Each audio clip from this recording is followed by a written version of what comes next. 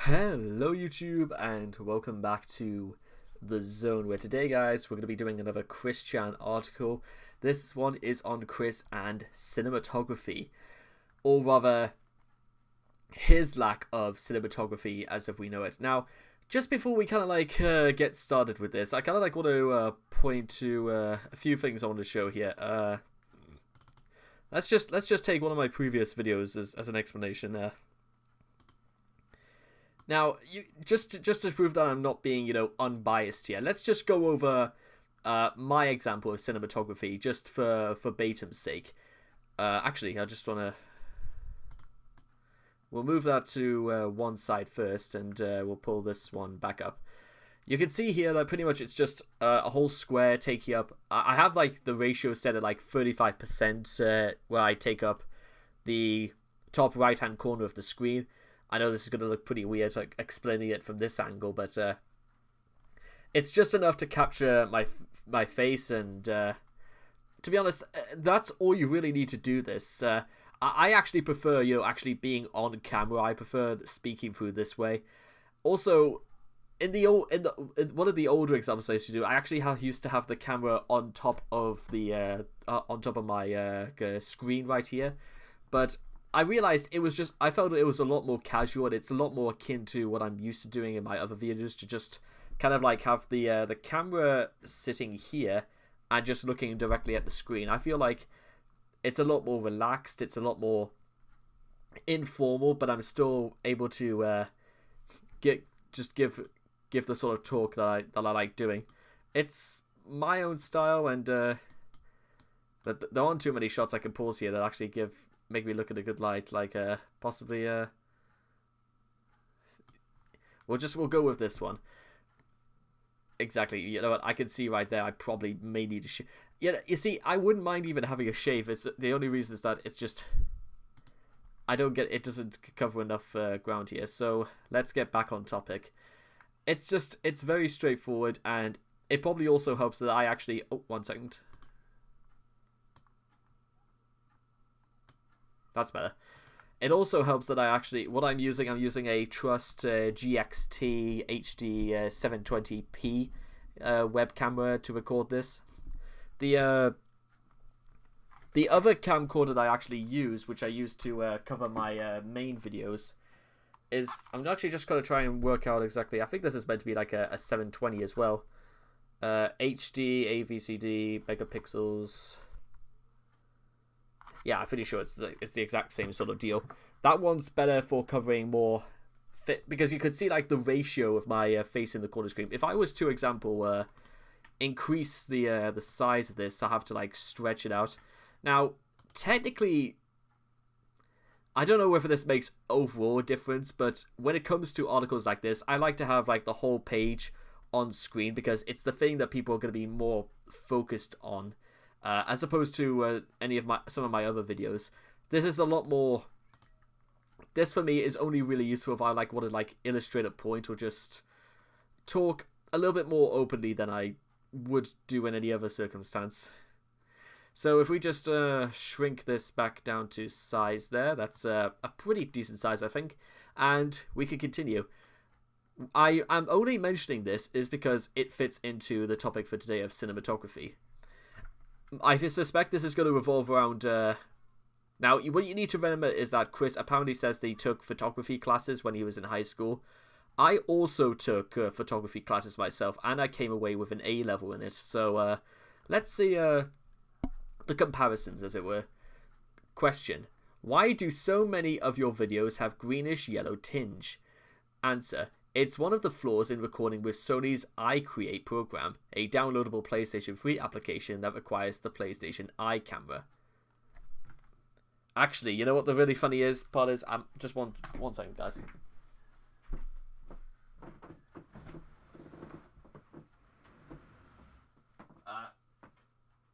Damn.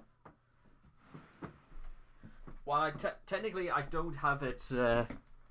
I don't have the thing down here, but I think what he's actually trying to refer to is one of these. I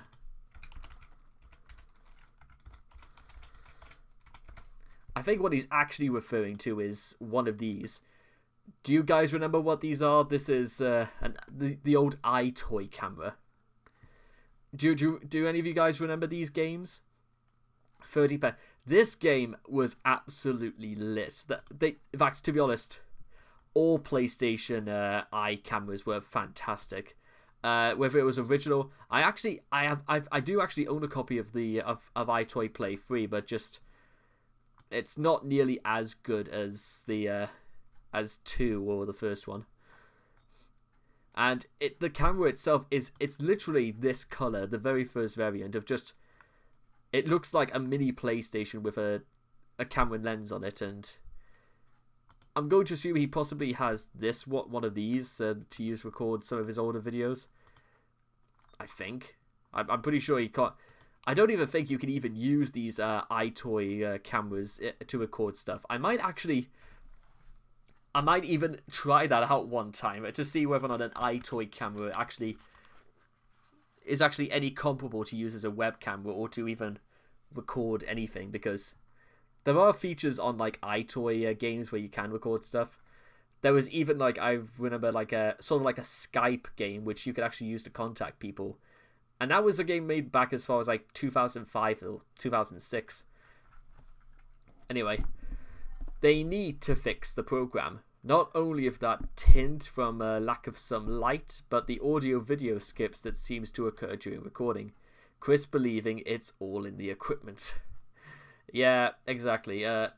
You can see possibly right here as I'm doing this, I have a window open. In fact, actually, the way the sort of like the layout of the room is that the window is here. It lets in enough light, and I think it's more fortunate. It's more fortunate, like the contrast between the grey brick sort of wallpaper I have on here and myself on camera. It provides like enough in the way of like difference, so there's something to focus on this part, on this on the screen you're looking at right now. Also, maybe the light coming from my monitor is also something that helps for this. It's also helpful that there isn't anything that's too distracting in the background. If you want to like keep things relatively simple, just show yourself and just don't have anything overtly distracting. Or that's one of the key things in terms of like laying out a mise en scène, as they say en France. Chris's room, as far as I can work out, lets in almost no light.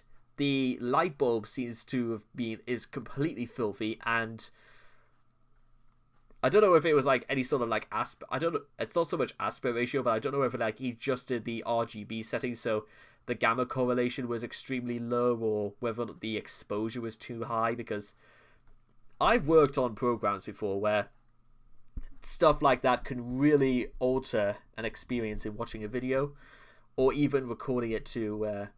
Because sometimes what happens is you could be recording something, but the things would be turned down so low. You would be using a lot of data in recording something like that, while you'll be getting a worse product in the long run. And again, let's just keep going. Oh, and the windows at the place were tinted, so the photography would be best from inside the place. I'm not entirely sure where he would go or what would it be for windows to be tinted, but that seems like a worrying prospect. Chris trying to troll us as Jenkins Jinkies, like we wouldn't know where tinted windows actually do to your photographs. Exactly. Completely screw them over, more or less. Chris's approach to cinematography is all kinds of abysmal, whether we're talking about still photography or videos. Despite years and years of constant and obvious enthusiastic photography and home video making, Chris hasn't learned anything beyond the basics of this craft. In fact, the way he still routinely fucks up things proves that he is handling cameras far worse than your average Joe. And as we've seen from what Chris has done to his camera, bad camera handling can be interpreted in more ways than one. Chris's video production efforts have been hindered by the fact that despite years of practice, he doesn't know anything about cinematography. He's oblivious to several bits of common sense, like all things in his videos. If you want to see anything at all, light the scene properly. Chris goes as far as to never even check his videos before uploading them. nor does he check his recording equipment before filming. Yeah, I'll just say this right now. Usually what happens is that if it's like a couple of days before I've made a recording, what I always do is that I always go on to OBS, which is the software I use for making videos such as these. I let the video play for as much as 10 whole seconds, and unless there's a message coming down here saying encoding overloaded, I usually restart the whole computer just to make sure that this will start up as well as it should, because the worst thing that could happen is that you're recording something and the encoding is so high. Because I do know, however, there's got to be like a way to like increase the max frames per second option, because I'd be wanting to do if I could, I would 100% be doing far more video game sort of videos in which I discuss gameplay and all this, because it's something I just want to like demonstrate. I kind of like the idea of making educational type videos, i.e. Making something to demonstrate to people out there how to make this sort of thing. I think it's something that, you know, experienced YouTubers would be really, that they should kind of like try and make, because it's showing something to the new generation out there. You know, someone's always going to come along and all this and that.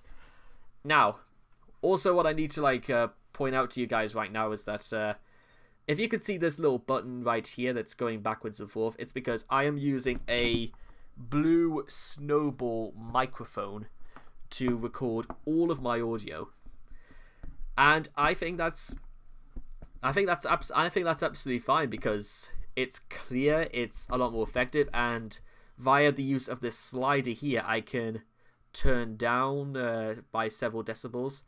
Usually it's like 2 or something, but I think, again, for Batum's sake, we'll stick with just setting things at 0. And the other things you can see right here, desktop audio, is that if I was to click on anything on here that would make a sound, it would be picked up by this audio. I'm pretty sure like desktop 2 is meant to be for something else. That's just never happened before. Video capture device is just the this screen here. So again, if I was to like if the camera I'm using right now to record on was to make a noise, it would be picked up. But I fortunately turned down the settings on the webcam in settings, just so that there's no real like overlap of voices and that, because even though there technically wouldn't be a problem, there's even the slightest decibel could like make or break a video as far as like sound is concerned.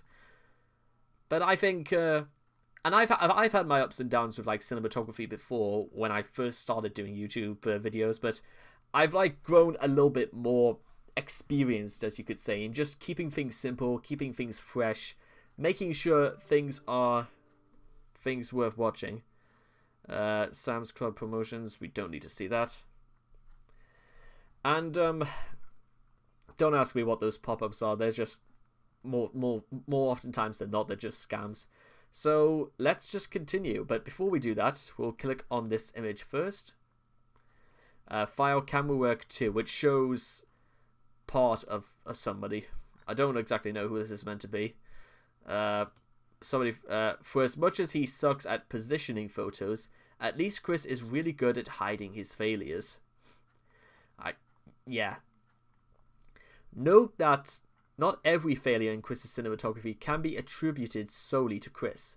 It's obvious that in some cases where he's in front of the camera, he has gotten help that goes beyond merely using a camera timer or doing heavy-handed editing. Yet he still fancies that he's in creative control of the situation, which just proves that he just doesn't see any mistakes in his pet projects, no matter how obvious they are. If you end up as great director Chandler's cameraman, he won't explain about your lack of talent, nor compliment you if you outdo him, unless you fail to draw Rose Chew's tail correctly. Okay, let's begin with framing the shots. Chris assumes that if he can see the lens, then everything can be seen by the lens. He has no idea what it means to be in the focus of a shot, and is constantly standing way out of center, or putting stuff so close to the camera you can't even tell what you're looking at. A shining example is a video to Jackie in which he swore on the Bible yet the poor framing makes it impossible to tell whether the object he holds is actually a Bible or not. When handling the camera work directly, Chris often attempts to experiment with the camera's positioning without properly considering what his audience will see. And as such, we are on the receiving end of many masterpieces. Additionally, his lack of proper equipment or controlled coordination tends to weigh down such endeavors with constant shaking or disorientating angles, especially in videos where he moves around. In some of his more recent videos, such as Doxing Jeff Francine from November 2015, Chris has taken to using the image stabilizing feature on his iPhone to help steady his shaky-handed recordings. The result is a wobbly image against a mostly black background where the videos are put up on YouTube, which doesn't make things any much better. Let me just, again, I'm gonna pull up an example right now of what I mean by this. Because one thing is that he actually does, he doesn't use his IToy Camera anymore. He uses, he pretty much just uses his iPhone to record this, and this brings this does have some advantages because it's quite cheap. In fact, he doesn't even use, he's used an iPod and he's used his iPhone before, but this is something he made 2 years ago by using his iPod. But I just want to show you this. Hello everyone, Maybe this is just akin to how old the device was that he was using, because you could see just how blaringly yellow this is, and just how the sides of his hair just kind of look like they've been blurred somewhat. Even Chris's expression seems to be just like smudges of different tones of skin in this shot. Christine Chandler coming to you live. Also, I'll take this from the beginning, but just keep a note of exactly how Chris presents himself in this. Hello everyone, this is Christine Chandler coming to you live from home once again with a special brand new skill I've just figured out. Yes! For I am the kind and compassionate Christine Chandler! And now I can roll my R's. I am still in practice. So everybody is honored to be rolling in the press. For I am not Danger Dolan, the narrator of these Super Planet Dolan videos, but I am powerful nonetheless in that sense. Not great and powerful, I'm kind and compassionate. Christine Chandler. Now everyone stay green and go out and zap to the extreme. Have a lovely day. Okay, so let's just go through, ignoring the actual subject matter, which there isn't anyway. Let's just go run through this step at a time. Like I said, the distortion, and it's not just, it can't be on the lens, because usually you can record things really well on even older devices. So some of the following things have pretty much got to be called into question. One, literally, again, you could hear the noise of what sounds like either a computer or possibly a fan being played in the background, which is annoying to some extent, especially if this went on for any more than, let's say, 10 minutes. Fortunately, Chris's voice doesn't echo, which is a good thing. However, another problem that that's pretty obvious is the fact that the camera seems to be half moving up and down, up and down, up and down. Watch, guys. Let me demonstrate to you. Do you think this video would be any more interesting or pleasing if I just decided to do this for the next, goodness knows, 26 minutes? Do you think this looks interesting or cool or different? No, it looks ridiculous as hell. Even after I've had open up the OBS thing here, now there's just more stuff on screen, which just looks ridiculous in every sense. So there's no point in doing that. Other problems that occurred is that Chris just, like most things that Chris actually does on camera, it looks as if he's gone through this with almost no forethought and planning, especially in certain shots like these. power. Like, he just... And I know if I... Listen, Chris is no actor, although he is really good at lying and pretending to be genuine. Is that he'll just not stay focused or look at the camera and just go into these ramblings. Because this entire video, in many respects, is just a ramble. Just... And almost the cinematography kind of reflects that as well. Because it's just... It's not focused. It's really amateurish and just serves no purpose.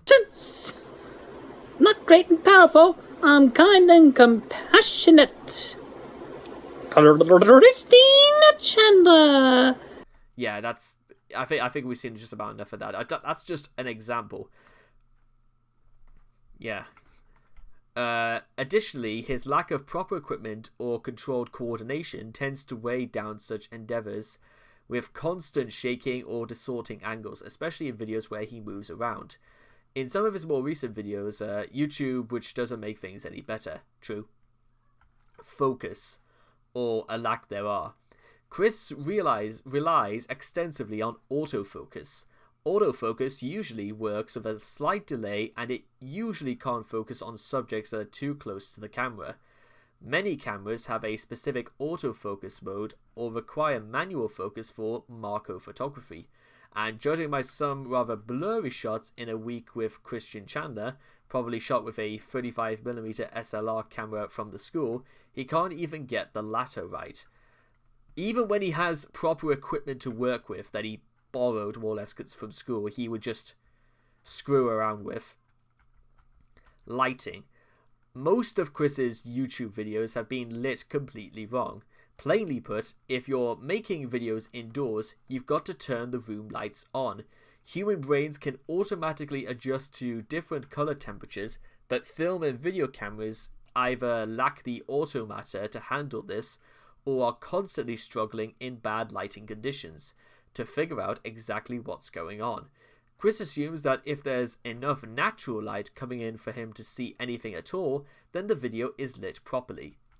As a result, many of Chris's indoor video shots have a distinct, disgusting yellow tint that makes it look like it was shot in a jar filled with pee. Indeed, many have compared Chris's videos to that of Piss Christ. Of course, it also doesn't help that he has never heard of white balance. This is somewhat subverted with his videos shot on his iPhone and his PlayStation camera, but other factors hamper down whether merit he gets out of it. Many of Chris's photographs, as in the scrapbook and A Week with Christian Chandler, have been shot against light, i.e. camera facing the light source. This usually leaves the subjects in shadow and obscures the details. When done correctly, this technique will highlight the subject's hair and create a beautiful halo effect, especially during a sunset. But Chris lacks the editing or exposure skills necessary to pull it off. You see, this is why, getting back on track, this is why it's a really bad idea for Chris to shoot on an iPhone, because unless of course he goes through the extensive work of transporting the file onto a computer, taking it into Premiere Pro or whatever other settings he could find, going through editing, trying to, either put a filter or try to adjust white balancing and all this, or even just, editing the parts that, just have no right in place in being there, then it's fairly safe to assume that you could cut nearly 96.5% of Chris's videos out of Chris's videos, and you wouldn't lose anything of value. You'd probably be gaining a lot of things because it would just be getting straight to the point faster, in many respects. Chris also commits a common novice mistake in thinking that camera flash completely negates the need for proper lighting. That was one of the very first things I was taught during my photography classes. Jesus. A naive view of, if it's day, everything is okay, but if it's night or you're indoors, then just use the flash. In fact, flash will highlight the front of the scene, but it can also overexpose the shot if the subject is too close to the camera. If the background is unlit, it adds a very big contrast and stark shadows. As of October 2015, Chris has begun lighting his room before filming it, as evidenced in videos like Thank you from Christine Chandler and Hello Lady fans, with which lack a green tint. So far, this shift has stuck, as all of Chris's videos from that point are lit properly. Post-production. As inept as he is at video production, he's equally bad at post-production as well. A good example of this is whenever he needs to put text on the screen during his videos.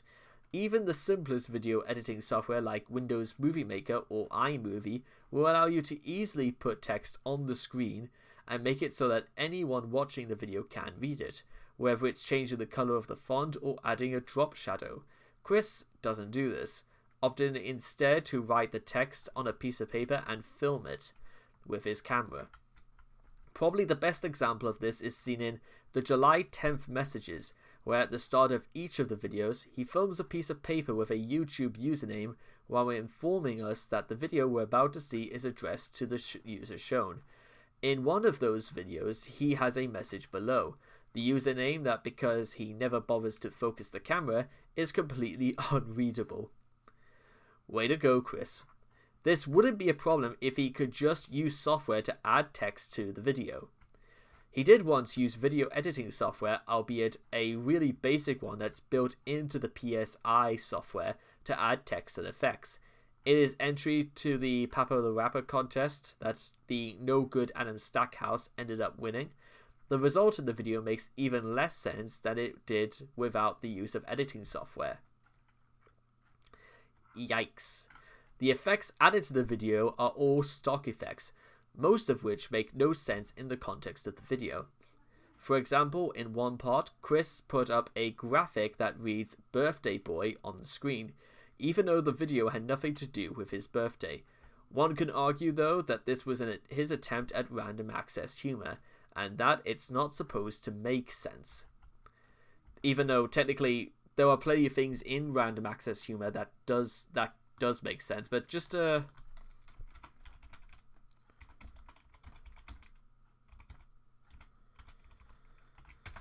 I'm just gonna give you another example right now, because this is the actual video itself, because I just want to skip forward to the point where AD Station. My name is Christian Chandler. I live in Bucks. Kick, punch, punch, chop, chop, and block, block. Look, get cocky. It's got to get lucky. We got the airfield. We got to move down to the sea jockey now.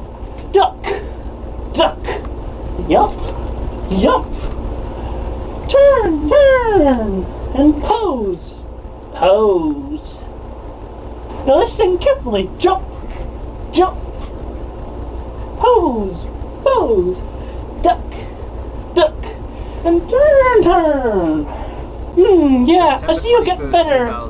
Kick it to the limit in order to get the turn now. Kick, punch, kick, punch. Chop, block, chop, block. Chop, kick, chop, kick. Punch, block, punch, block. I'm gonna get harder now. Duck and jump, duck and jump. Turn and pose, turn and pose. Duck and turn, duck and turn. We're gonna jump and pose. Right there. Okay, now normally, if this was just Chris's attempted experimentation, this wouldn't be a problem. However, it's not, in a sense, experimentation.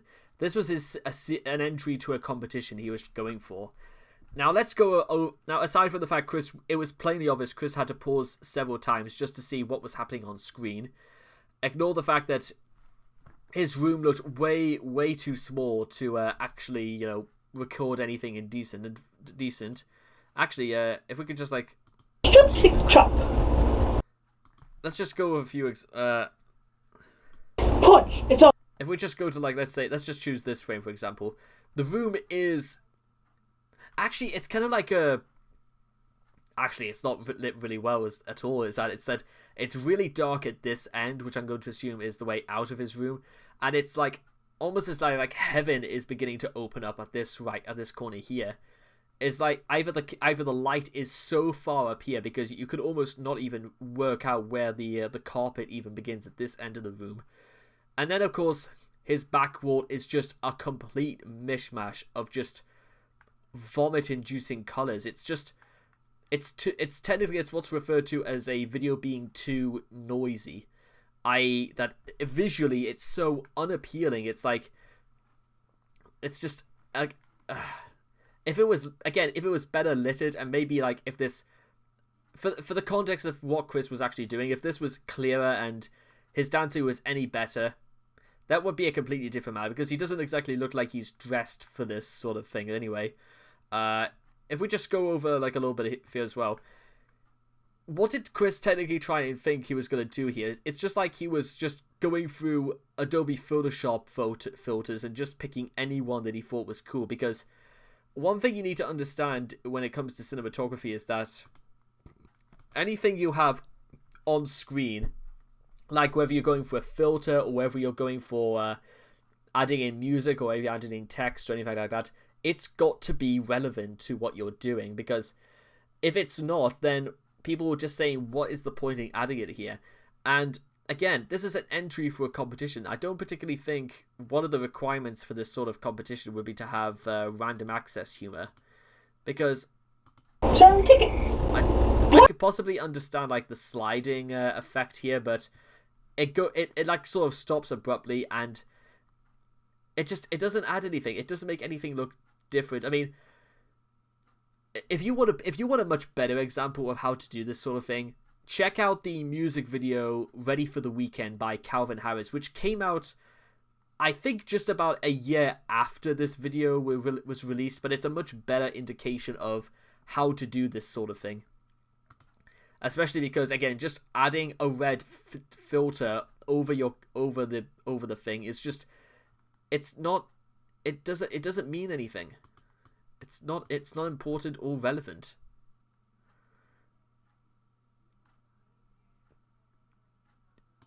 Instant replay, again, this just doesn't mean anything because it's not sports television. What? It's just You're picking on the controller.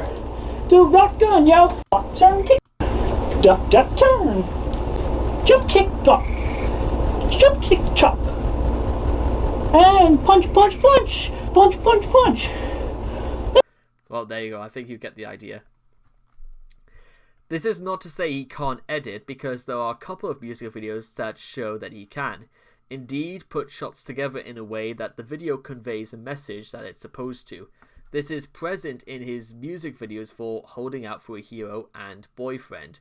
Of course, they both suck, but the fact that he can at least put multiple shots together proves that if he could just learn how to use editing software for more than just putting shots together, he could be a filmmaker.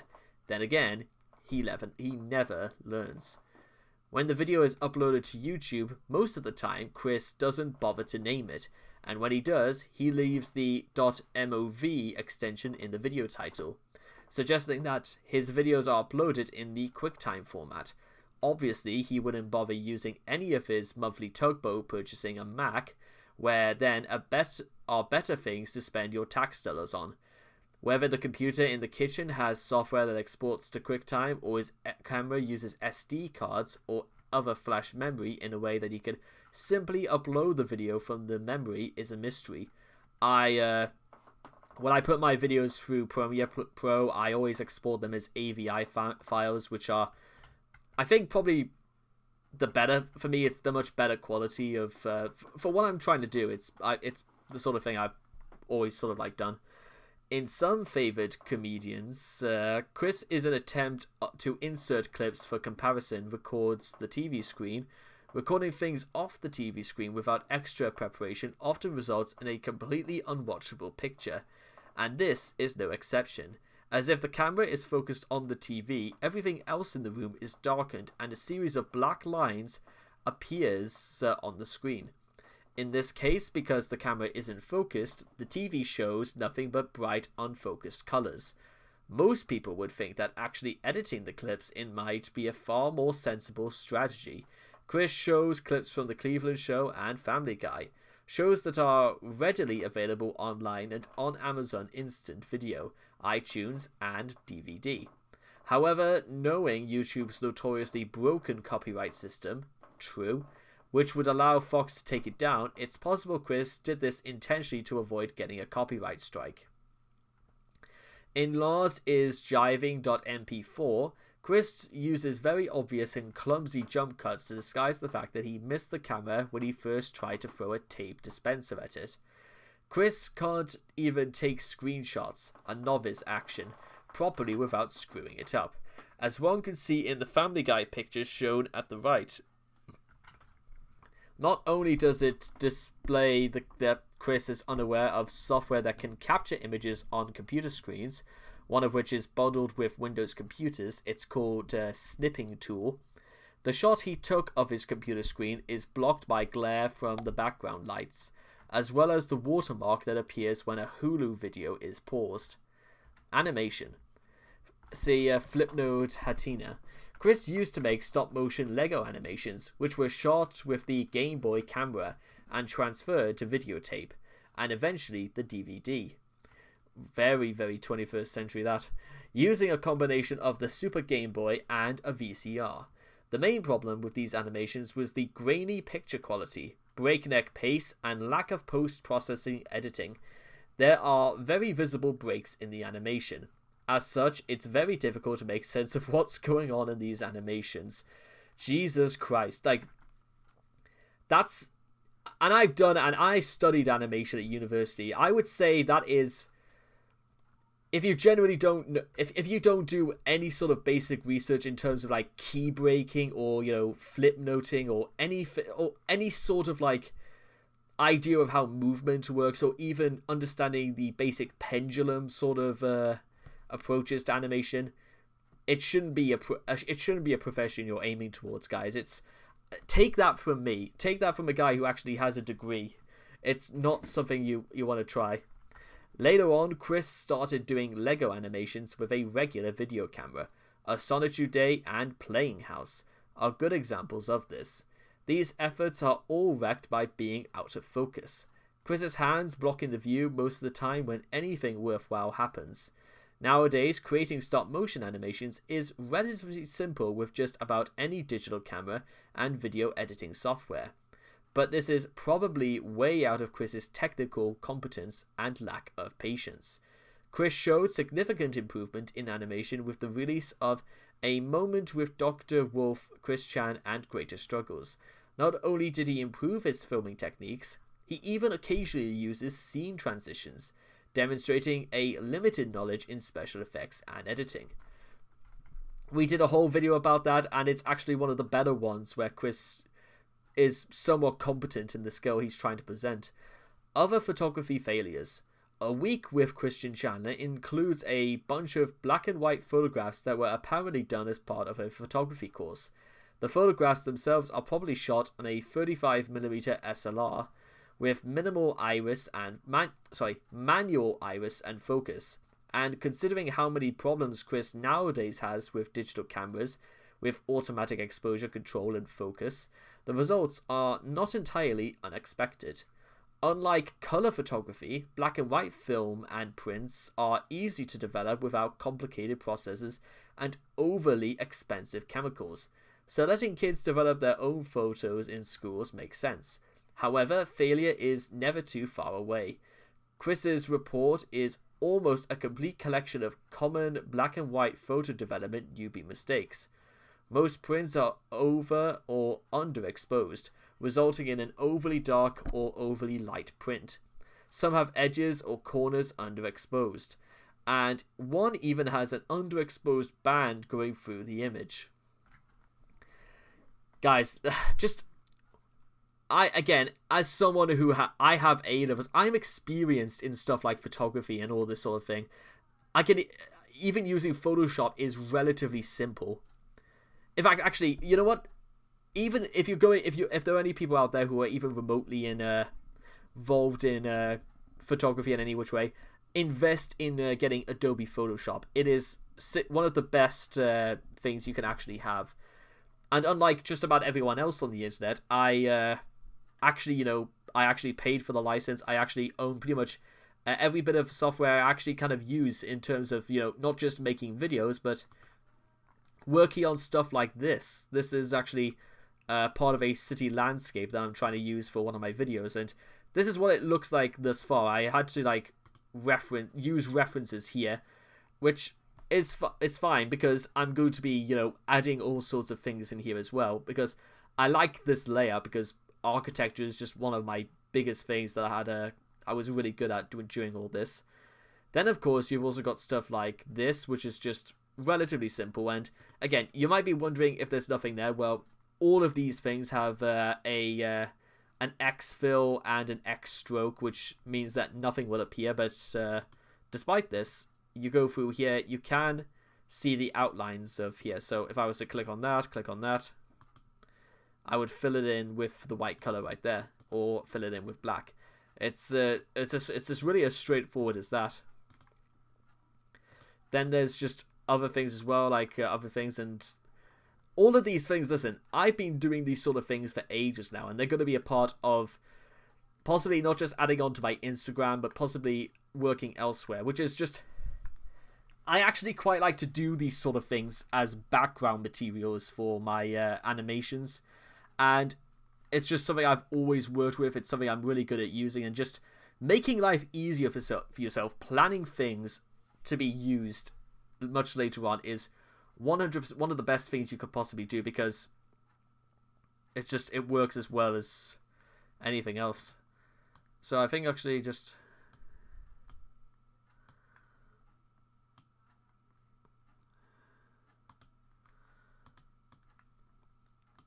yeah, that's much better. So that's going to be in front. Cool. And we just pop that out. Yep, that's perfectly fine. Okay, so that's that over with, and everything else. And one last thing I just kind of want to show you is that this is Adobe Premiere as well, and it just shows where literally all the magic happens. So let's just get back to Chris for a second. There we go. Let's see. Chris's report is almost a complete collection of common black and white photo development newbie mistakes. Let's see. Some have edges overexposed, which means that someone in the darkroom didn't quite grasp the idea of not putting anything between the enlarger's head and the paper while the print is exposed. Some have smudges and fingerprints in resulting prints, owing to handling photographic paper with wet or dirty hands before putting it in the enlarger. One has visible dust for the same reason. The photos in the report, as well as some older photos, particularly the ones in the slideshow, has visible striping on them. This is likely due to the images being rescans of inkjet printed photos. And that, guys, was Chris and Cinematography, and it shows that... Now listen, guys, take it from me. There are many, many examples I can list right here where, as somebody who's really kind of like, who has sort of like learned how to do these sort of things, it becomes so simple to do these sort of things, it's almost stupid. Unfortunately for Chris, this is like, for me, I just caught on quickly, I learned from this, and I just went from here on out and just did the things I did.